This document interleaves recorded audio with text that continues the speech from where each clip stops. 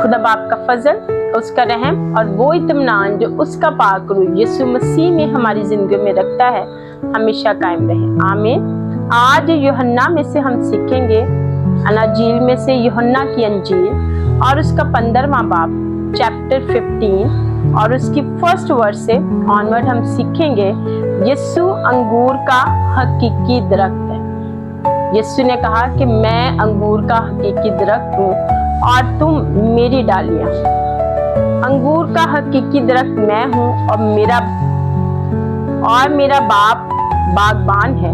जो डाली मुझ में है और फल नहीं लाती उसे वो काट डालता है और जब फल लाती है उसे छांटता है ताकि ज्यादा फल लाए। आमीन। इस कलाम में से हम ऑलरेडी वाकिफ हैं कि यीशु अंगूर का हकीकी दरख्त है और हम उसकी डालियां हैं, और हमने ये पढ़ा भी है और ये सीखा भी है कि जो डाली उसमें कायम रहती है, जो डाली उसमें पेवस्त रहती है, वो दरख्त के साथ फलदार होती है, वो दरख्त के साथ बढ़ती है। और जो डाली उसमें कायम नहीं रहती या उसमें से टूट जाती है लेकिन कनेक्टेड है, वो फलदार नहीं होती, बल्कि वो आहिस्ता आहिस्ता सूख जाती है और फिर खुद ही टूट जाती है। अब ये है रिलेशन एक दरख्त का उसकी डालियों के साथ। अगर तो डाली उसमें पेवस्त है, अगर तो डाली प्रॉपर जैसे रूट्स में से उसकी तने में से एंड देन पत्ते एंड उसकी जो झाड़ियां डालियां हैं उनके मुताबिक अगर एक डाली पूरी परवरिश करती है दरख्त के साथ पेवस्त रहकर, तो वो डाली उसमें कायम रहती है, हरी भरी रहती है। अगर हम कह सकते हैं कि वो जिंदा रहती है।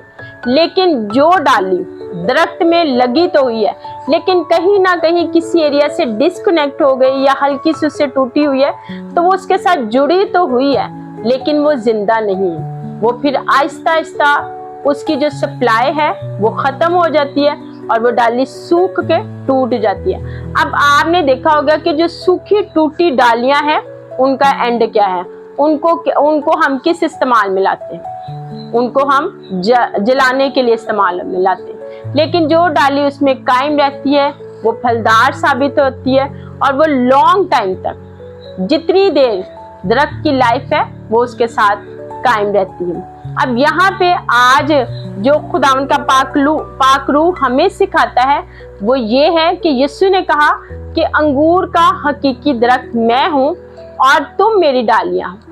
यीशु क्योंकि दरख्त है और वो हमें कह रहे हैं कि हम उसकी डालियां हैं।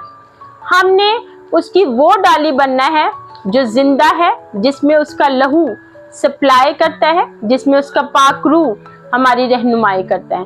क्योंकि कलाम में लिखा है कि तेरी निगहबानी मेरी रूह को सलामत रखती है। जब एक बागबान या जब एक दरख्त अपनी डालियों को अपने में कायम रखता है तो वो डाली बढ़ती भी है दरख्त के साथ और फिर वो ग्रीनरी नजर आती है, उसके पत्ते नशोनुमा करते हैं और उस डाली पर फ्रूट भी आता है, फल आता है। लेकिन अगर हम वो डाली बन जाए जो सूखी है और जो उससे डिस्कनेक्ट हो चुकी है, क्योंकि कलाम में अभी हमने सीखा कि तेरी निगहबानी मेरी रूह को सलामत रखती है।